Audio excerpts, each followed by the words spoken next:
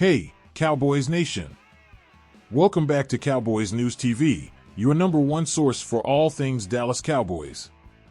Today, we're diving into some wild trade whispers involving CeeDee Lamb and the Pittsburgh Steelers.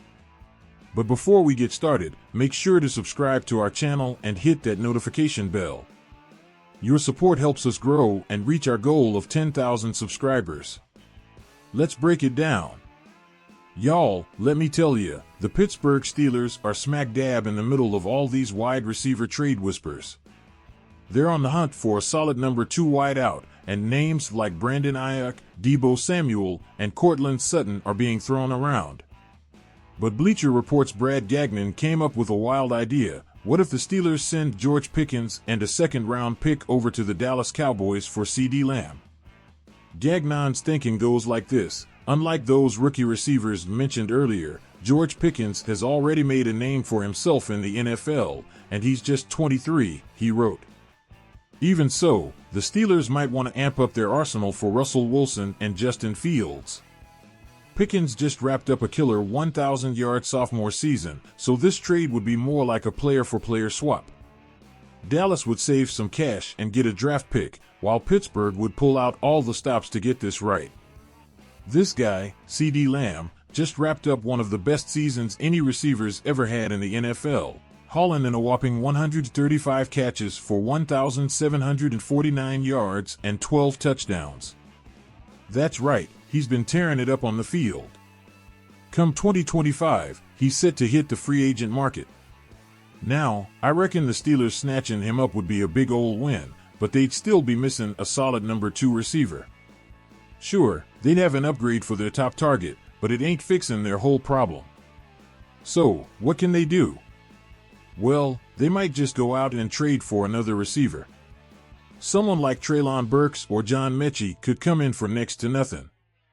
And y'all know how the Dallas Cowboys are always looking to shake things up in the NFL. It's like watching a game of chess, with all these moves and trades. But back to Lamb, folks. Just imagine him in those black and gold colors, lighting up the field every Sunday. It's the kind of thing that gets us football fans all riled up. What do you think, Cowboys Nation? Should we consider this trade if we can't lock down a long-term deal with Lamb? Type T for trade or K for keep in the comments. Let's get a debate going. Let's dive deeper into the implications of this potential trade. Trading CeeDee Lamb could save the Cowboys significant money and bring in young talent like George Pickens, along with a valuable draft pick. Pickens, at just 23, has already proven himself with a 1,000-yard season. This move could help the Cowboys rebuild while maintaining a competitive edge. But losing Lamb would be a huge hit to our offense. What's your take on this strategy? Share your thoughts in the comments. Now, let's talk about the bigger picture. If the Cowboys were to trade Lamb, how would it impact our receiving core? Players like Michael Gallup and Amari Cooper would need to step up and fill the void. Gallup has shown flashes of brilliance, and Cooper is a proven star, but losing Lamb would undoubtedly put more pressure on these guys. Can they handle it? Let's hear your thoughts. Let's also consider the potential moves the Cowboys could make with the saved cap space. Adding depth to our defense, bolstering the offensive line, or even picking up another receiver could all be on the table. Strategic spending could set us up for a strong future. What areas do you think the Cowboys should focus on with the extra cap space? Let us know in the comments. And let's not forget the importance of team chemistry. Dak Prescott and CeeDee Lamb have developed a strong connection on the field. Trading Lamb could disrupt that chemistry. On the other hand, new players like Pickens could bring fresh energy and dynamics to the team. How important do you think team chemistry is compared to raw talent? Should the Cowboys prioritize keeping the current team chemistry intact, or is it worth shaking things up for potential gains? Let's discuss. Let's also look at how our division rivals are preparing for the upcoming season. The Eagles, Giants, and Commanders have all made significant moves. We need to stay competitive in the NFC East. How do you think the Cowboys stack up against our division rivals right now? Are we making the right moves to stay on top, or do we need to be more aggressive? Your thoughts are crucial, so let's hear them. We've received some great questions and comments from our viewers. One viewer mentioned the importance of balancing both sides of the ball. That's a great point. Building a well-rounded team is essential for a championship run. What areas do you think the Cowboys need to focus on the most?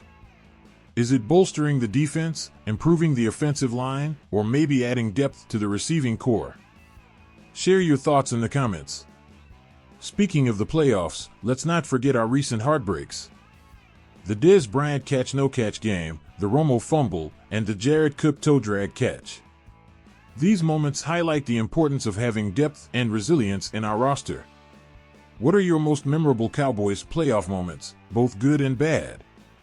Share them in the comments. Let's take another look at some of your comments and questions from our previous videos. One viewer mentioned the importance of focusing on our defense instead of adding more to the offense. That's a great point. Balancing both sides of the ball is essential for a championship run. Keep those comments coming, and we'll continue to address them in our future videos. So, what's the latest buzz? As CeeDee Lamb continues to hold out while waiting for a contract extension from the Dallas Cowboys, Dak Prescott got in touch with his star receiver immediately after news of Justin Jefferson's deal with the Minnesota Vikings was made public. According to ESPN's Todd Archer, Prescott called Lamb immediately after Jefferson's contract was announced. "CeeDee's handling business," Prescott said. "Nobody's more in his corner than I am, understanding that that's his chess move, and he's got to do that. So I know him, I know he's been working. As I said, I've thrown with him. He's just fine." It's great to see Dak supporting CeeDee during this time, showing true leadership and camaraderie. What do you think, Cowboys Nation? How important is this relationship for the team's success? Let us know in the comments. Lamb is skipping mandatory minicamp this week, leaving him subject to more than $100,000 in fines. Meanwhile, Prescott is also seeking a new deal from the Cowboys, but he has been present at minicamp this week. This shows the different stages they are in with their negotiations and how they're handling it. What's your take on this? Should Lamb follow Dak's example and attend minicamp, or is his holdout justified? Type A for attend and H for holdout in the comments. Now, let's talk about the contract that has everyone buzzing, Justin Jefferson's 4-year, $140 million extension with the Vikings, which includes $110 million guaranteed. This deal made Jefferson the highest-paid non-quarterback in NFL history. Naturally, this sets the bar high for Lamb, who is entering the final season of his rookie contract worth $17.99 million. Jefferson's deal is the third given to a wide receiver this offseason that averages at least $30 million per season, following A.J. Brown and Amon-Ra St. Brown. Lamb can make a strong case that he should be paid close to the same level as Jefferson. Both entered the NFL in 2020, with Lamb being the number 17 overall pick and Jefferson at number 22. Let's dive into some stats. Jefferson set the NFL record for most receiving yards by a player in his first 4 seasons with 5,899 yards, but Lamb ranks fourth on that list with 5,145 yards. Lamb's 392 receptions and 32 touchdown catches are more than Jefferson's 390 receptions and 30 touchdown catches. Clearly, Lamb has been incredibly productive, and his numbers back up his case for a substantial contract extension.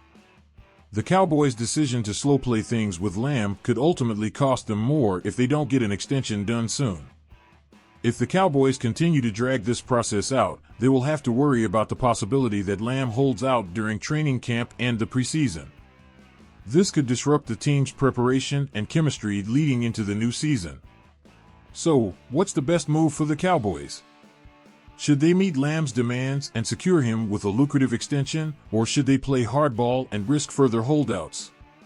This is a critical decision that could impact the team's future success. What do you think, Cowboys Nation? Should the Cowboys lock down Lamb now or wait it out? Type L for lockdown and W for wait in the comments. Let's take a moment to look at the bigger picture. How does securing Lamb fit into the Cowboys' overall strategy? We've seen the team take a more conservative approach in free agency, focusing on long-term success rather than quick fixes. Ensuring that key players like Lamb and Prescott are happy and secure is vital to maintaining a competitive edge. What other moves do you think the Cowboys should prioritize this offseason? Now, let's hear from you. We've received some great questions and comments from our viewers. One viewer mentioned the importance of keeping our core players happy to ensure team stability. That's a great point. Building a strong, cohesive team is essential for a championship run. What areas do you think the Cowboys need to focus on the most to achieve this? Is it securing star players, improving depth, or something else? Share your thoughts in the comments. Speaking of team chemistry, let's not forget the bond between Dak Prescott and CeeDee Lamb. Their connection on the field has been crucial for our offense. Losing Lamb, or even having him hold out, could disrupt this chemistry. On the flip side, securing Lamb could give Prescott the confidence and support he needs to lead the team effectively. How important do you think this duo is to our success? Let's discuss. Let's also consider the impact of this potential holdout on our preseason preparations. With Lamb potentially missing training camp, other players will need to step up. This could be an opportunity for younger players to showcase their talents and earn a spot on the roster. How do you think the team should handle this situation? Should they focus on developing depth or push harder to get Lamb back on the field? Let's take another look at some of your comments and questions from our previous videos. One viewer mentioned the importance of focusing on our defense instead of adding more to the offense. That's a great point. Balancing both sides of the ball is essential for a championship run. Keep those comments coming, and we'll continue to address them in our future videos.